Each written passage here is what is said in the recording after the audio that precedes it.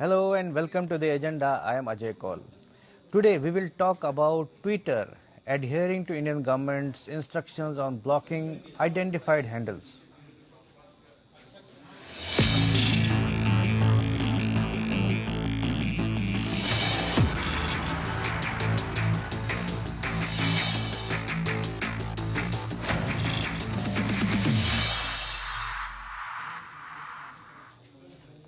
After a tough warning by the Government of India, Twitter has reportedly blocked nearly 97% of the handles flagged by the Information Technology Ministry.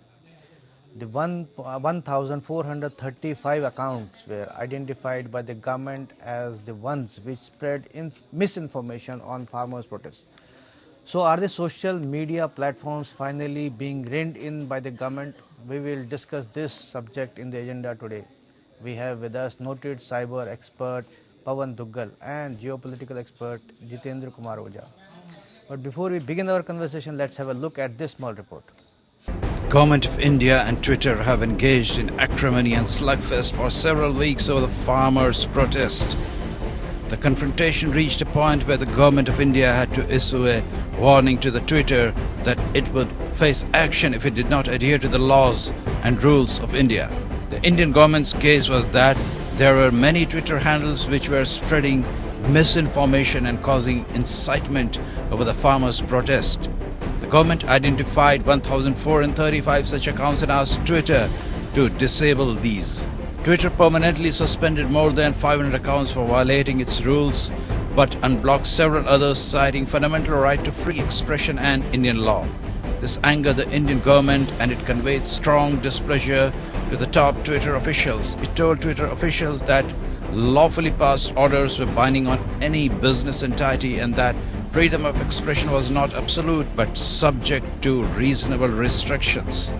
Union Minister of Information Technology Ravi Shankar Prasad later said in Parliament that action will be taken against Twitter if it does not adhere to the Indian laws and rules. Within hours, Twitter reportedly blocked nearly 97% of the handles flagged by the Information Technology Minister.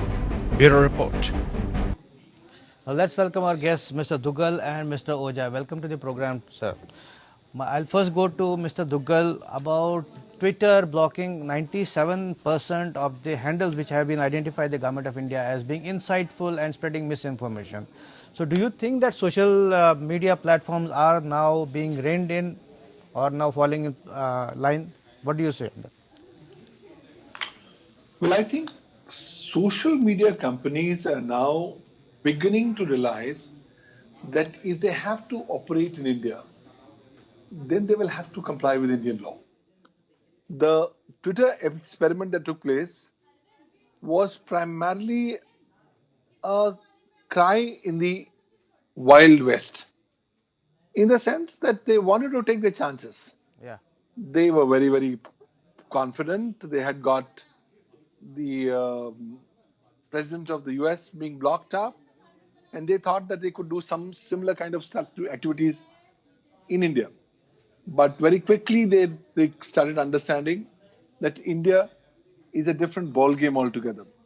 Yeah. And that being so, it will be very, very imperative for them to ensure compliance with Indian law in case if they want to retain their hold or their presence in the Indian market. That's the reason why there's a U-turn by Twitter, and they have now gone ahead and blocked about 97% of all blocked content. Yeah. Says that remaining 3% has still not been blocked. Yeah. Maybe it will be blocked in the coming times.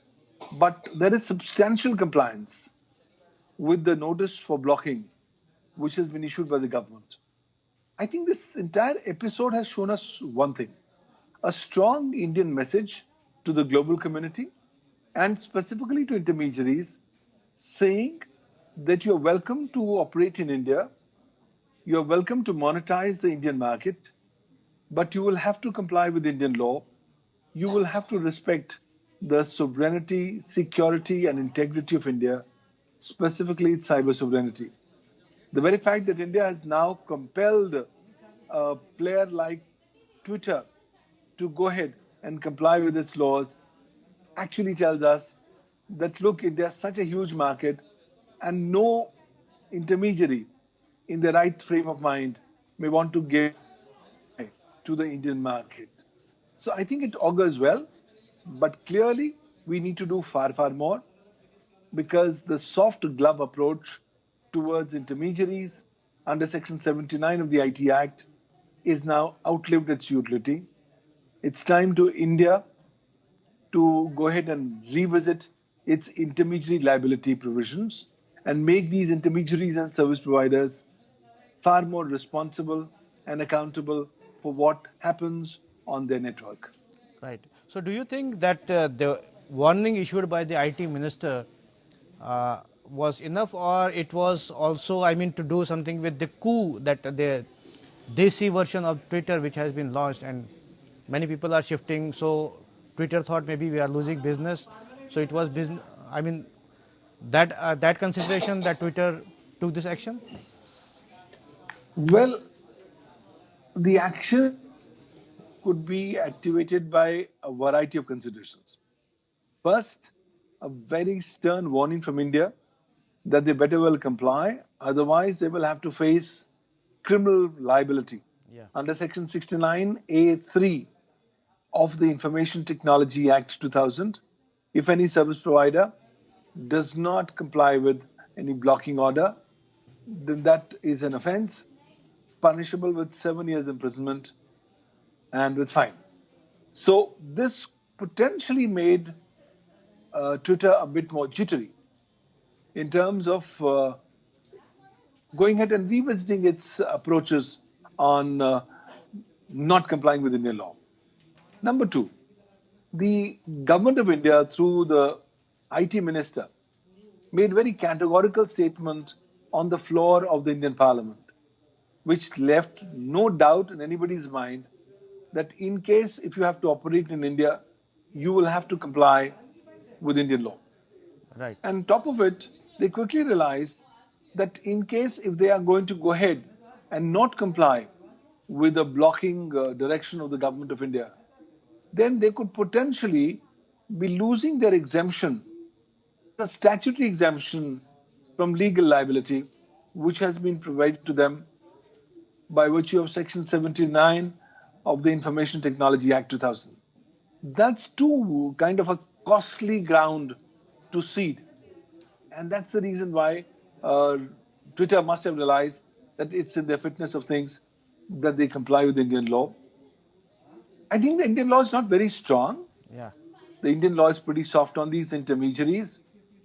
And while the government has been successful in forcing Twitter to comply with Indian cyber law, this is only the first chapter in the book. We have more chapters to be written, but that will tantamount to far more new developments. So hopefully the government comes up not just with new parameters of due diligence that intermediaries have to comply with under the IT Act, specifically in the context of blocking, and ultimately doing India a great service in case we are able to come up with a more revised and more appropriate approach on intermediary liability.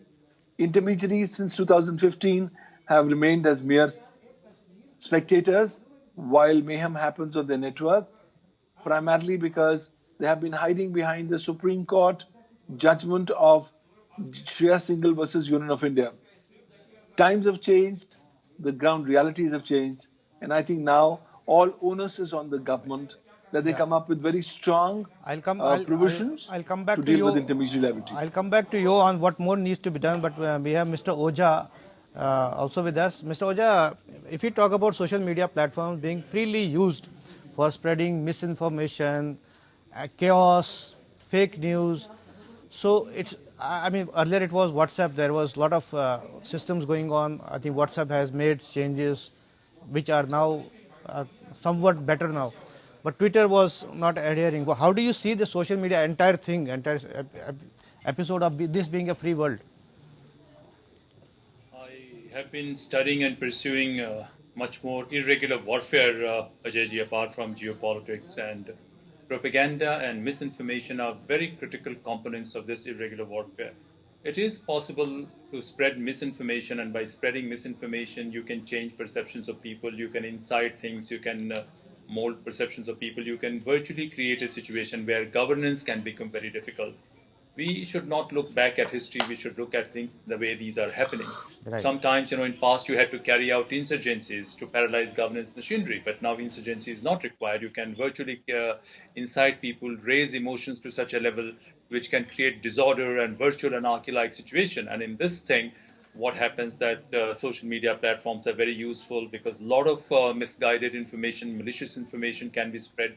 What was happening, as we read from media reports, that certain external forces inimical to India, they have been making use of this Twitter platform.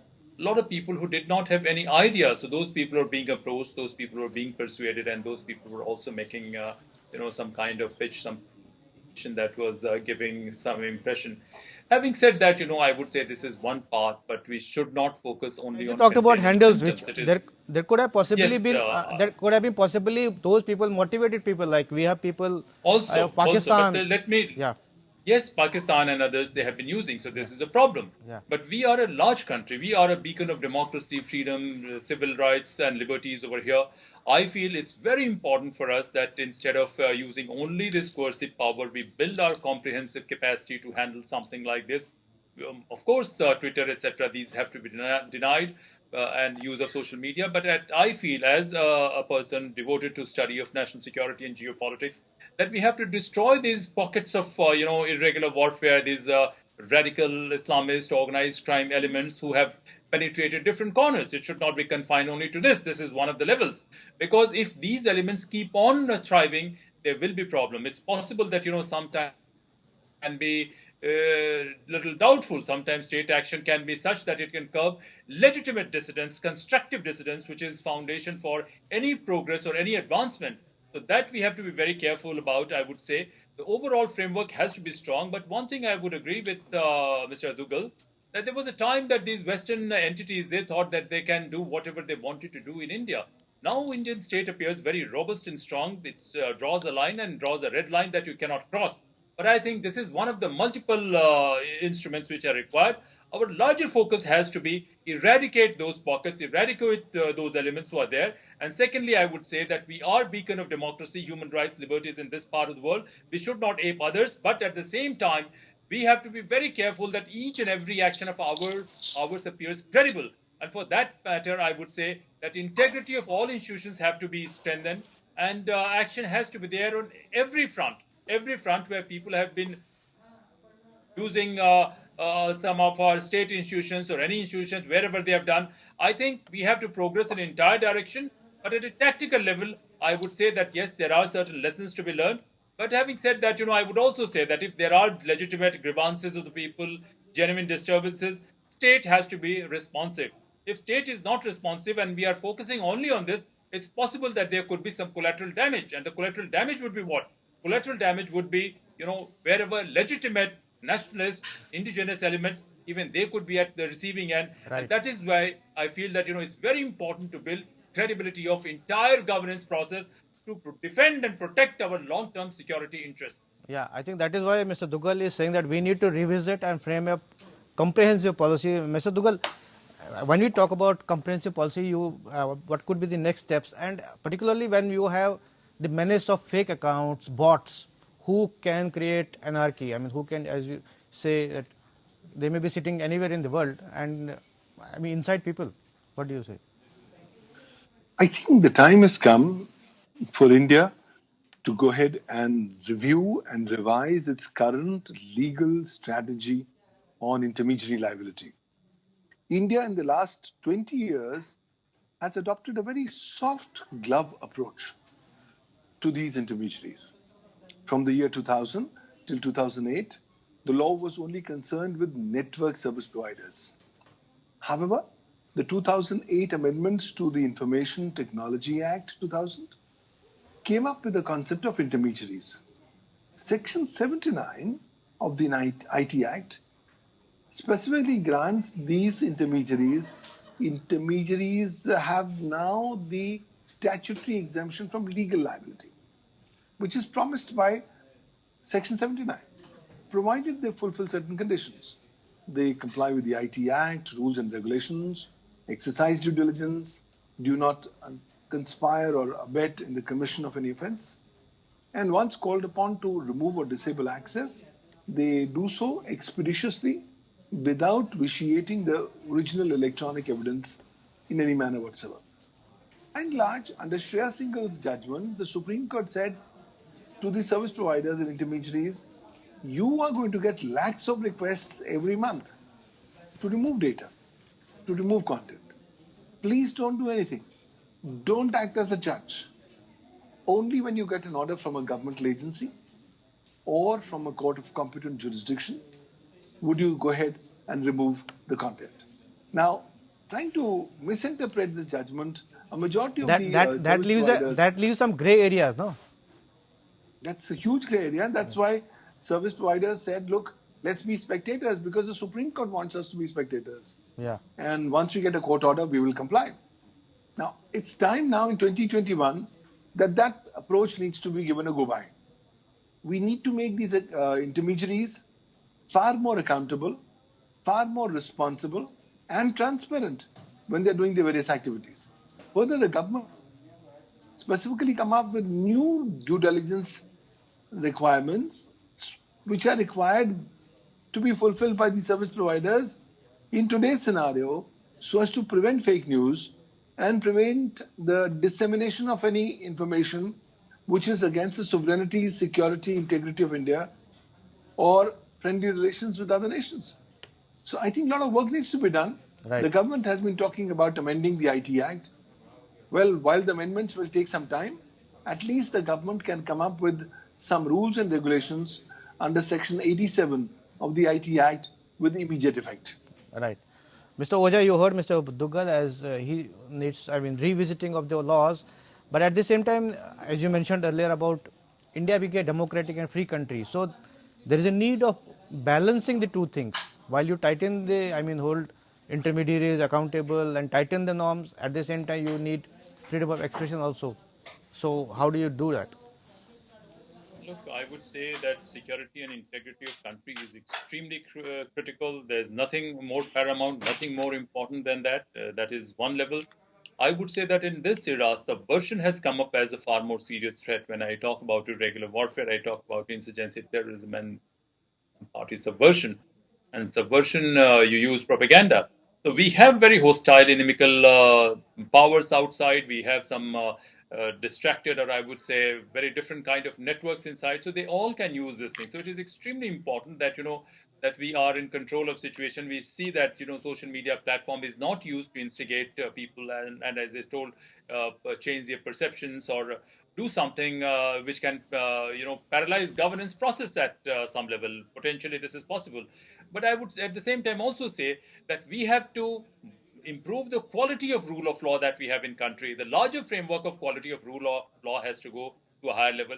The quality of integrity of institutions, the efficiency of institutions, credibility of institutions also have to move up simultaneously. I've always maintained the, United States is separated by two vast oceans from both sides, and it can afford to have some laxity. China is one country which can afford to, impose blanket curbs and have some collateral oppress liberties of its people. But as a different civilization with our own values and yet a powerful democracy, yet a powerful global actor, we have to identify our role. And after identifying our role, we have to reach a much higher level of quality of rule of law than even Western countries. I know this will not happen in one day, but I think that has to be the larger framework where our credibility of the mechanism of rule of law, credibility of governance institution is very high. I know it's going to be a very difficult job, but I think that in steps, we have to move in that direction.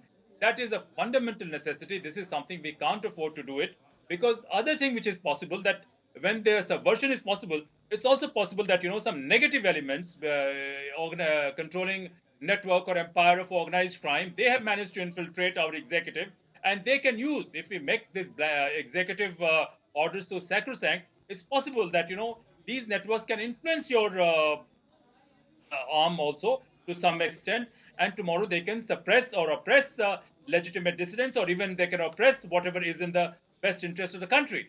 So I would say that the whole thing has to improve, but the quality of and integrity of rule of law has to go to a much higher level than even Western countries. Mr. Oja, there is also a view like these curbs can also be used to, I mean, contain or come down heavily on the genuine dissensions also. So when you talk about national security interests, somebody may use it like dissension is against national security. Take the example of China. China has now banned BBC for reporting on Hong Kong.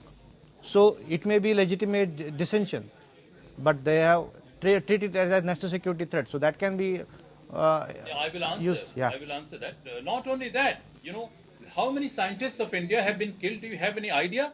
Right from, Bhabha, of course, he was killed outside, but Vikram Sarabhai, he was killed within this country. I was reading a report, one of the channels has been running this thing, case of Nambi Narayan. Yeah. A large number of Indian scientists have been killed, or people who have been trying to come out with some innovation that could have been a breakthrough. We would have had, logically, this hypersonic missile system a decade back. But, these scientists out by whom? By motivated and vested interests hiding within the executive branch of our government. So this is why I'm saying that quality and integrity of rule of law has to be there. Because China, who is controlling? Only the interest, national security interest is the security, protection, and everything of the regime.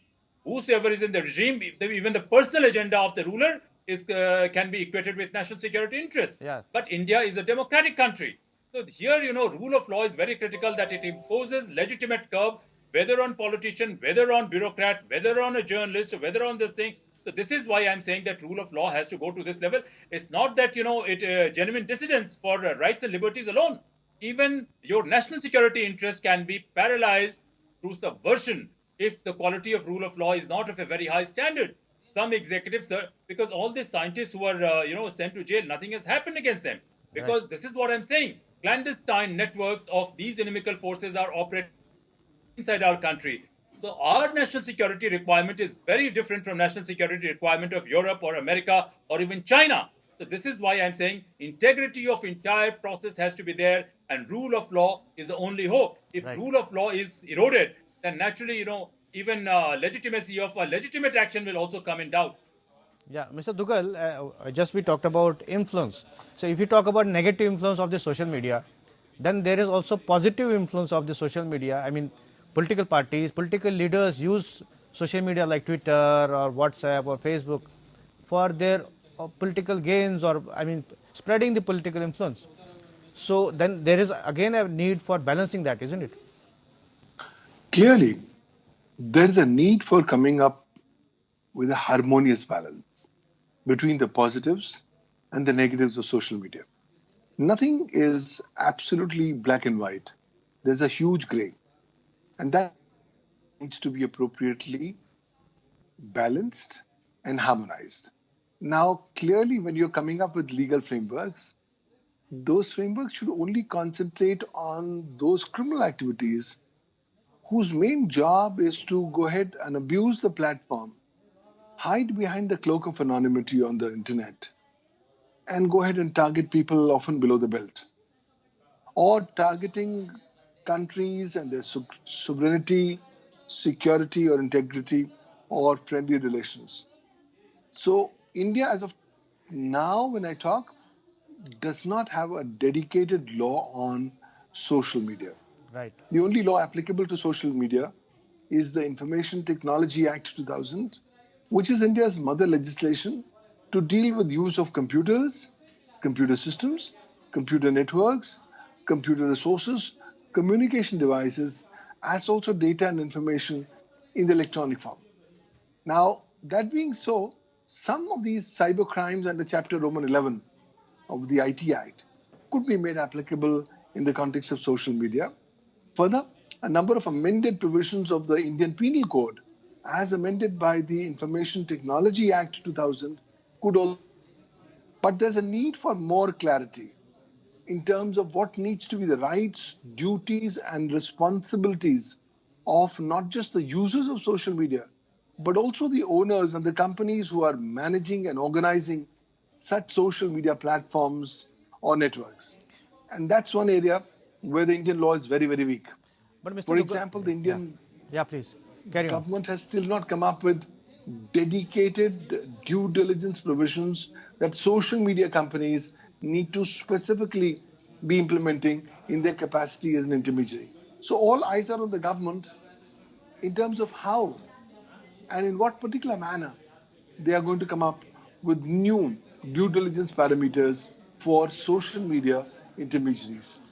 But when we talk about the menace of people, most of these, crimes or whatever incitements are carried out by people who may be sitting somewhere in Europe or maybe in Canada or maybe in Pakistan. So those actually get active on these things, and they're actually menace, I will call. So how do you rein them in? And most of them are fake. So how can Indian law apply to them? Indian Not law bring them through law. is Sorry applicable about within it. the territorial boundaries of India. Right.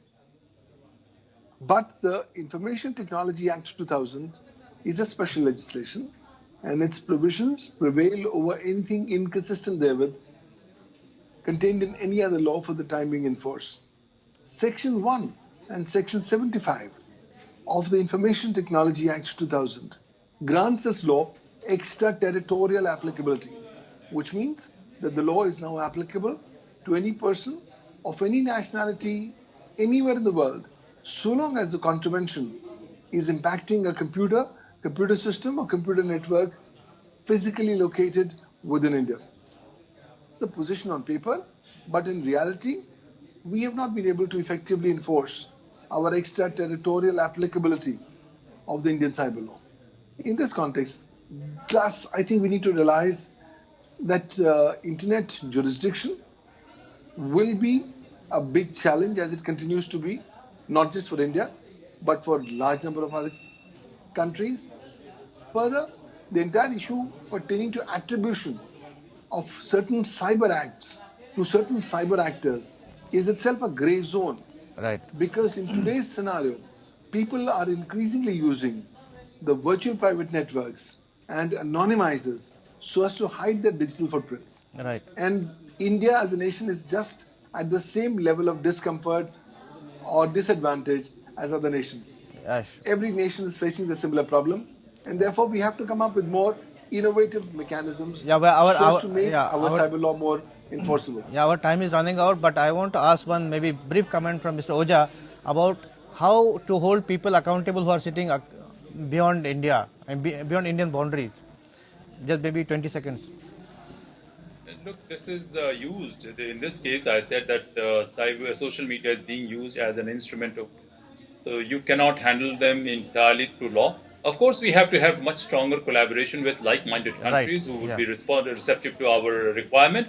But I would slightly disagree with Mr. Dugal that we are facing same discomfort. No, we are facing much higher level of discomfort than most countries in the world, because we are surrounded by two hostile powers outside, and we have social fissures and somewhat, I would say, subversive networks are part of India.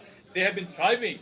So our requirement is of a much higher level, and I would say that we have to reorient most of our institutions to handle this kind of irregular threat, because no other country faces threat of this kind. Right. Social media is just one of the multiple instruments to perpetrate this threat. Right. This is a very serious issue, but I think we have covered some areas, but maybe more areas need to be covered.